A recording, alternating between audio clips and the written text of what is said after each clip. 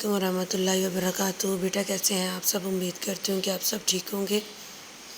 تو بیٹا آج ہم نے ہماری ایک دعا کرنی ہے، مرض سے بچنے کی دعا۔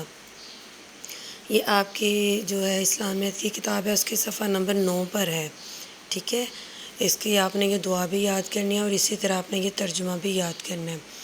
مرض سے بچنے کی دعا: اللہم انی اعوذ بک من البرص والجنون والجذام ومن سیء الاسقام۔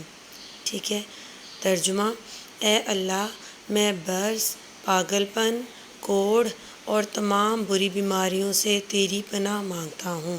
ٹھیک ہے، آگے بیٹا اس کا حوالہ ہے سنن ابو داؤد 1554۔ ٹھیک ہے بیٹا، یہ اسی طرح اپنے دعا اور اس کا ترجمہ یاد کرنا ہے۔